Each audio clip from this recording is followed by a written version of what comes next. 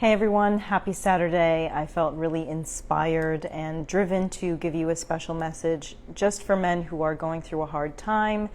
And it's Saturday night, so I'm not expecting many people to come in here. So if you're watching on the recording, go ahead and skip ahead. Hey everyone, happy Saturday. We're going to be talking today about not wasting your season. So when a man is going through trials and tribulations, this happens in any high performer's life, any entrepreneur's life, and especially a man's life, because men are pushed and they're more driven to succeed and accomplish many goals in their lifetimes, right? You're going to get to this period of time where the success stops, where the momentum stops, where everything starts to slow down, and you're going to get this gut feeling that something needs to change. And when you get this gut feeling that something needs to change, it's almost as if time slows down and everything stops. It's almost as if you have stepped outside of your old body and you cannot do the same things that you were doing. You try very hard to do the same things that you were doing because they worked so well for you before. But when you try to repeat the old behaviors, they no longer get you the same results. And this is divine intervention from God, because you are being redirected into a new pathway to become the man you are meant to be. How do we know this? Because when we start off, we're usually building our lives out of our subconscious traumas, the belief systems that we built to survive from childhood. And while it may have made you successful up until now, it's not going to get you to the next level, and it's usually not something that's making you very fulfilled. Ask yourself, am I fulfilled? Am I at peace? Do I feel like I'm really achieving all that I can achieve right now, doing what I'm doing? If not, you're probably just grasping for external success to feel like your life means something. Now, the key is, if you really want your life to mean something, you have to be willing to lose everything. Sounds backwards, doesn't it? But this is what happens, is you're praying for all these things to happen for you. Peace, love, fulfillment, new career moves, and then all of a sudden your career falls away, your partner cheats on you, or they stop talking to you, you start losing your friends, like nothing works anymore, and then you're desperately grasping for those old things back. You're like, wait a minute, maybe it was okay, maybe it was good, but you find yourself not willing, unable to go backwards. Even if you try to put the pieces back together, the puzzle has changed. And that's the key. The puzzle has changed. Pardon me. So the thing is, when you are a man stuck in this limbo, you start to reject your God. You start to reject your faith. You start to go, I've worked so hard. Why haven't the things I've prayed for come to me? Why is all of this crap still happening to me? Why is everything still so bad? And you're not realizing that you're in a season of growth, and not to waste that season. Crops take time to grow. When the farmer plants the seed, it doesn't just magically spring the next day into fields of wheat or fields of corn. Yet the farmer still has to tend to the crop every day. Every day the farmer has to tend to the crop. He doesn't know if the crop is going to grow. What are you doing to tend to your crop in your life? If you are asking for peace, if you are asking for love, if you are asking for the best career, what are you doing to tend to your crop? Are you just doing the same old thing that you've always done and hoping that something new springs from it? You cannot plant seeds of wheat and expect crops of corn. You cannot plant your old behavior patterns in your relationship and expect a new relationship. You cannot implement the same eating habits that you've always eaten and expect a better body, a healthier lifestyle. And the seeds that you're planting are also the words that you're bestowing upon yourself and bestowing upon others.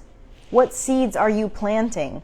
Are you helping yourself grow, or are you helping yourself die? Because that's an important thing. Are you continuing to say you want the same things over and over and over again, but you're not making changes? A man who does not follow his word is not a respectable man, and I want to make a separate video about this as well. Men who do not follow their word are not respectable. Men are their word. If you are saying something, you have to do that thing. And stop looking at other people's actions and saying, well, I'm going to base my actions on their actions. Set your standard of yourself as a man first, and then observe other people's actions. So let's say you're trying to go on a date and find the love of your life, and maybe she's not so kind, so you're like, well, I'm not going to open the door for her then, or I'm not going to pay for the dinner then. Well, then you're just allowing her to dictate your masculinity. Don't do that. Allow yourself to show up as you are and choose who you want to spend time with, because you're now observing their character. The stronger you are in your own integrity, the stronger you are in your own self-respect, the more able you are to see other people's character. It's a blessing and it's a curse. Once you have the ability to see other people's character, once you have the ability to see other people's intentions, you become a lot lonelier, because once you see something, you can't unsee it. So let's round out the conversation of that. Is this season of your life where you might be stuck in limbo, where you might even be falling back into the victim mentality. Why is this happening to me? All women are horrible. I've never felt any good respect from a woman. My boss sucks. Everything sucks. God sucks. This season is trying to teach you something. And are you capturing it, or are you wasting it? Do not waste the season that you're in, because the season that you're in is built for you, not against you. So I'm just going to read some of the comments here. Looks like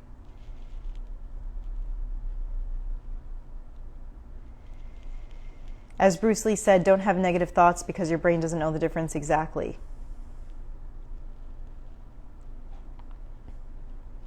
I want to go, and I want to make a separate video about the respect of men, but I do want to go a little bit into that.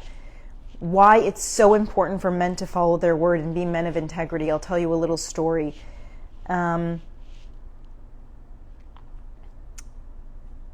difference between man and animal is that man is conscious enough to control his desires enough not to be an animal. Animals don't have the conscious thought to not do what their survival instincts tell them. Man does. So when man, the leader, and I'm talking about men, when men as the leaders, as the backbone, as the pillars of society, you are that. You are the pillars of society. When you do not have a strong sense of self, when you do not have a strong sense of integrity, when you are not able to control your animalistic instincts, you become no better than an animal, and a woman will not respect you. It might seem unfair, but that is the way of the world. Because with great power comes great responsibility. If you want power, you have to accept the responsibility. If you don't want power, you don't accept the responsibility, you're not going to get the respect. That is the way of the world. It's not a bad thing. And in fact, the more that you embrace that, the more respectable and sound and stoic you become. This is where you get everything that you want, because you attack the world with a very calm, determined, confident energy instead of a desperate, needy, aggressive, victim energy.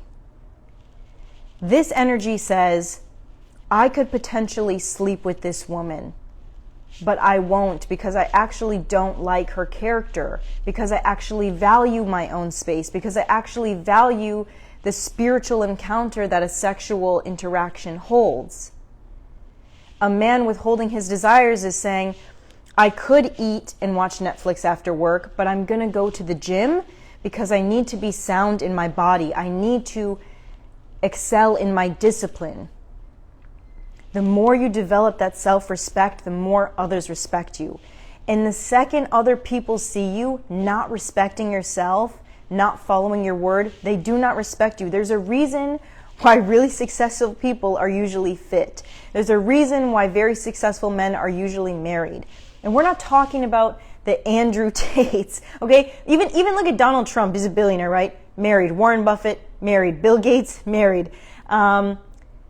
They harness their own world of consistency. And the second that you find out, like, who was it that I had a lot of respect for? Arnold Schwarzenegger. You watch his documentary, and it's so beautiful. And then you get to the third portion of the documentary, and you find out that he had an affair with his housemaid and a 10-year-old child's secret. Not a respectable man. It takes a lifetime to build a reputation and one mistake to ruin it. This guy had discipline in so many areas, but his one animalistic instinct he did not have discipline in, and lost the respect of so many millions of people. Because it's, first of all, not respectable to have an affair. It's not respectable to get your housemaid pregnant, but it's incredibly unrespectable to not be an accountable man. Almost any man can come back from a mistake if he's holding himself accountable. So that's a lot. This could be 2 separate live streams, really. Thanks, guys, for your comments. But yeah, it's so important that you understand this and that you practice self-discipline, and that because even the second I see a man who goes against what he says, I immediately lose respect for him, and I cannot get it back. I'm like disgusted. It's a disgust you feel when you see a man who's not respecting himself or respecting others. Make that the core of who you are, really. Even if you see others win who maybe aren't respectful, like there's plenty of them who we see winning in life, right? But we're not talking about winning in this life. We're talking about winning in eternity. The truth always becomes unveiled. Even if it takes 5, 10, 15, 20 years, those people are not happy. They create so much negative karmic energy. Their lives do eventually fall apart. Don't compound your negative interest, right? Compound the good things in life. That will return to you. Okay, so now I'm going to read the comments, guys. I know I went off on a little tangent there. My girlfriend and I of 3 years broke up because after a year of sobriety from alcohol on my end, she didn't really know the real me because she only knew drunk me. She wanted to continue being around the drinking. Yeah, that's really hard. It's really hard when we realize the things and people we've manifested around us when we were at our lowest are not going to be allowed around us at our highest. And it's not their fault. She didn't know, or she didn't ask you to be that way, right? So it's much more beneficial to say, I love and honor that we had this time together when we both needed it. I respect and I appreciate the lessons that we gave each other. And I also honor the fact that we can now no longer grow together and that our journey is done. Because I'm going on one path and you are going on another. And we've just found out that in my healthy state, we no longer work. Sorry, I keep itching my back. I'm getting bit by mosquitoes here.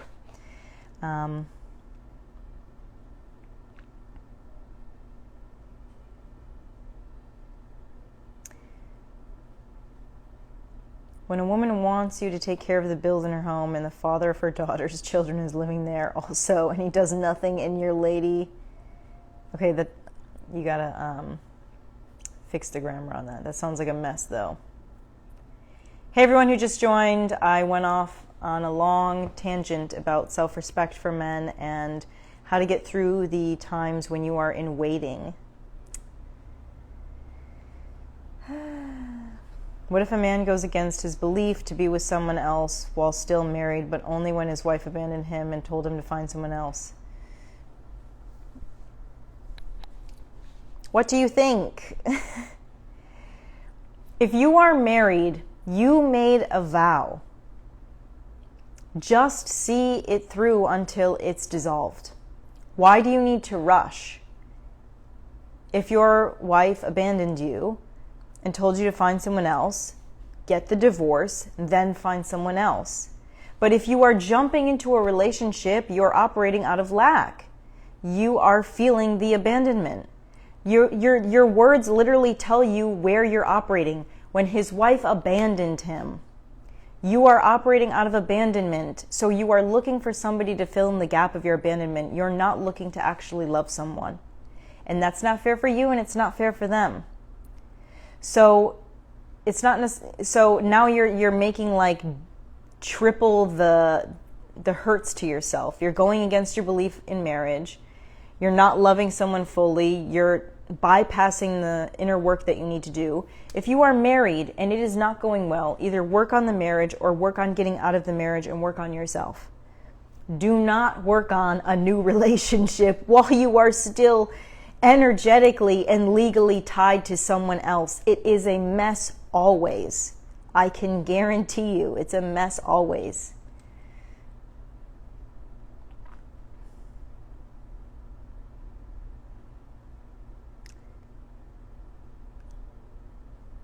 Why can't a woman just keep supporting probably for a couple years till the man makes it? Why? I'm not even going to answer that.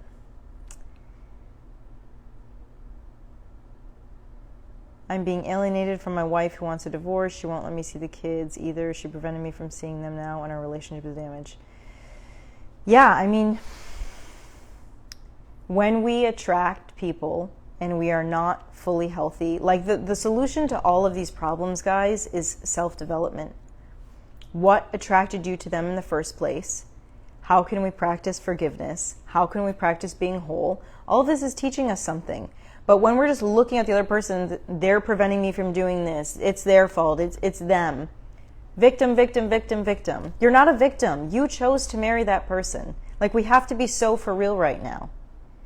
We choose the relationship dynamics. She was not the one who asked her to marry you. And if she was, like, that tells you something different also. So, like, look at your choices and you will have better outcomes. I promise you. This is a blip in time where you can't see your kids. This is a blip in time where you feel alienated. Use this as your launch pad for being a better man. And I promise you, you will feel better. Reading some comments, guys.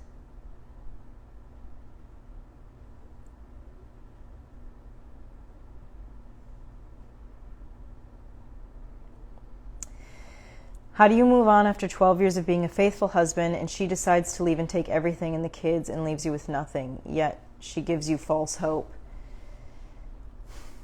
You say, I'm grateful for the 12 years we had together. You clearly have found something that suits you more. I love you. And if you have chosen to leave and I have really been the good, faithful husband that I think I was, I know that God will place upon me a new wife to fill in the gaps of this. You cannot be left with nothing if you built something in the first place.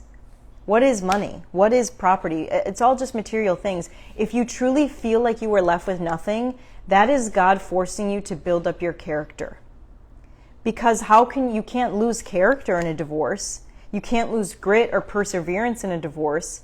So if you are really saying I was left with nothing, then what you're saying is you made your entire identity materialistic objects and labels and things. That doesn't say to me that you were present. That says to me that you have identified yourself as a faithful husband, and that was the pillar of what you thought meant a marriage meant. You are not left with nothing if you have truly built up a life that was 12 years compounded. And if you are left with nothing, God has given you a true gift to build something out of this season. Anybody who leaves you is doing you a favor.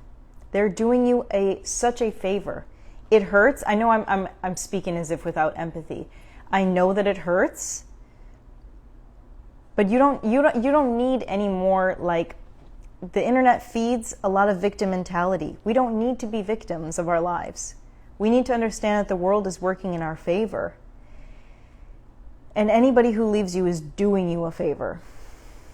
Either giving you a chance to grow, giving somebody else a chance to fill in the gaps, giving you the ability to become a man who might be able to attract them back, making you a better father.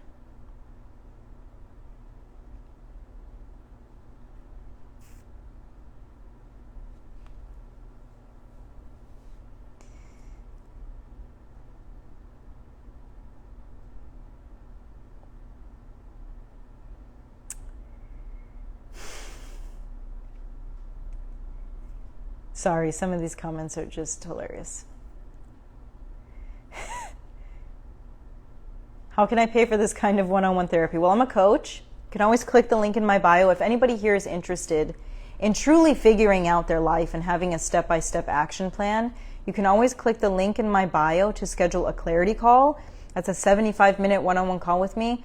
Or if you just have a question, you can just pay $35 and ask a question and I'll respond via email.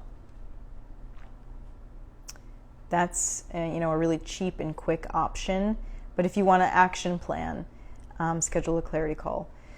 Someone said, in a relationship with a married woman who got relationship problems with her husband. She loves me a lot and I love her too. We both feel like we're soulmates. I want to take a serious decision. If she really loves you, she will divorce her husband and be with you.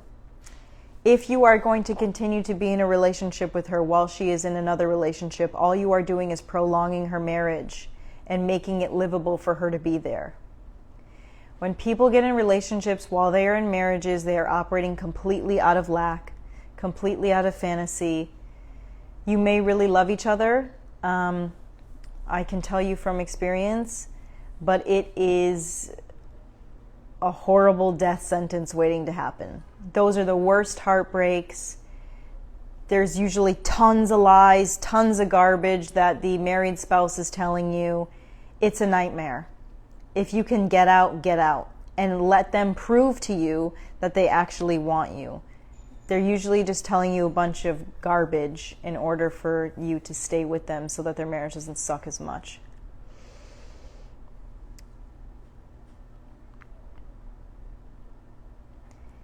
Does anyone have any questions that are not about relationships? P.S. guys, I'm not a relationship coach. I'm a high-performing men's coach. I deal with trauma. I talk a lot about relationships because it's what men struggle with a lot, but just putting that out there. Does anyone have any other mental health questions for men?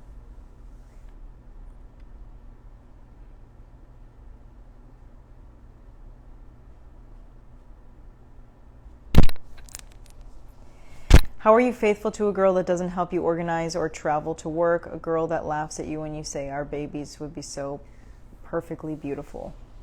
This is a really confusing question.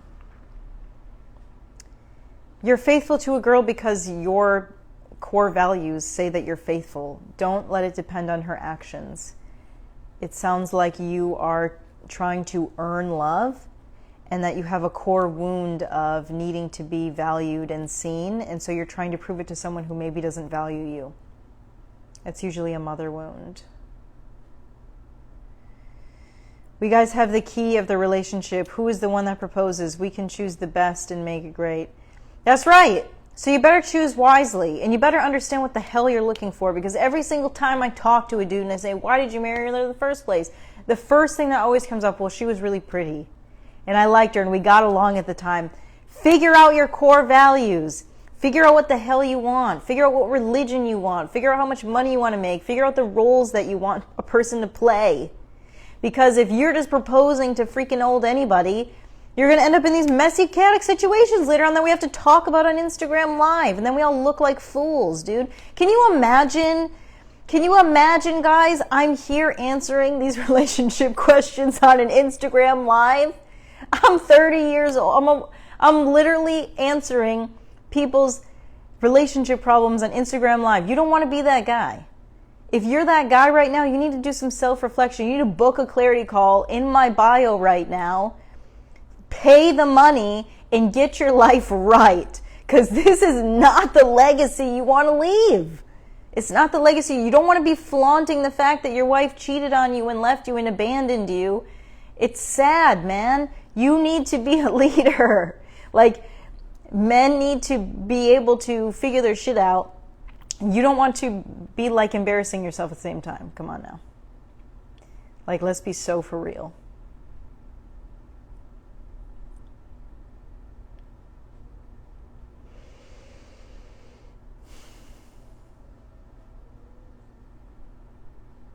Reading some comments, guys. Thanks for your patience. Hey, everyone who's just joining. We're answering questions, anything men's mental health. And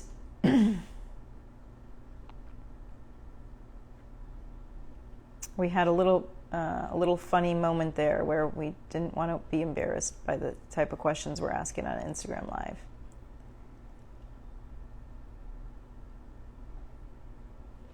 My sister is a couples counselor, licensed therapist. You're a coach and exceptionally effective, and that bundle you're sharing is powerful. Again, thanks. Thank you so much. I appreciate that. I love counselors and therapists. I think a lot of coaches are ineffective, to be honest, but I became a coach because the way that therapy was going for me, it wasn't actionable. A lot of therapy is non-directive, which means they do not tell you what to do.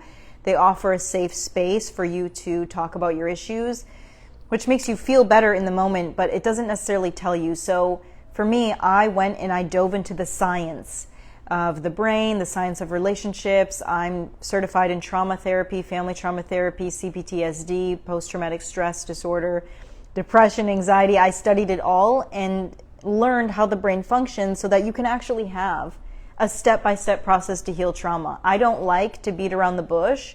When a client comes into my Zoom room, I can analyze him immediately and tell him, this is what you're doing, this is why you're doing it, we need to replace this with this if you want to succeed in this. Are you ready for that?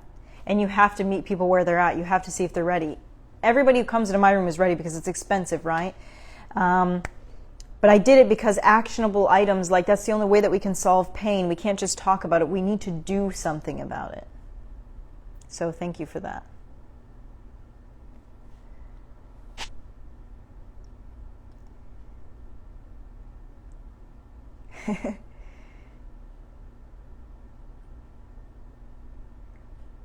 There's no point in complaining, feeling sorry for ourselves all our lives. Moaning won't do anything. She's completely right. It takes a big... Yeah, exactly.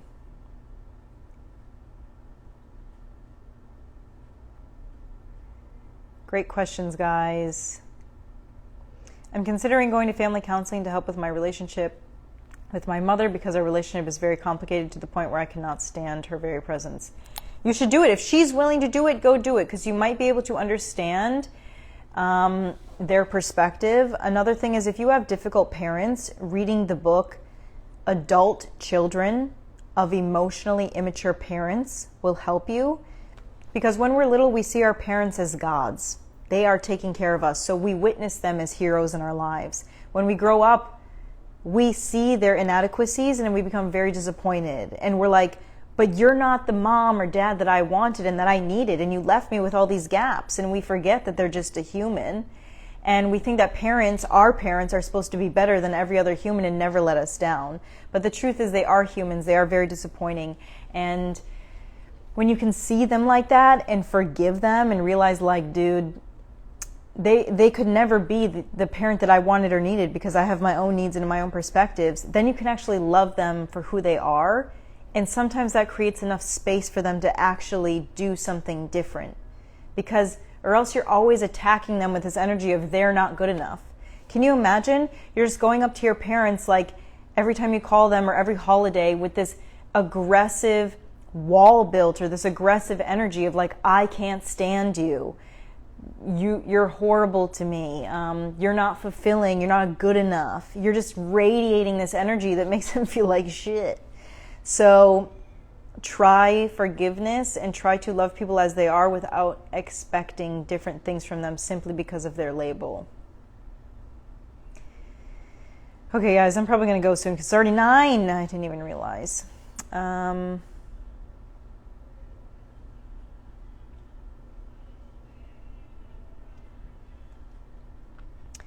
What are your thoughts about men being more emotional when asked, but getting the shit kicked out of us when we do?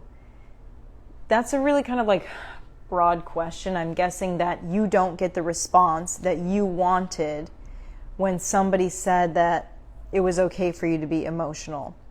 So either you're unpracticed in how to express your emotions, which means you may be overtly emotional, or you're expressing it to the wrong people, or you're unable to ask for what you actually need.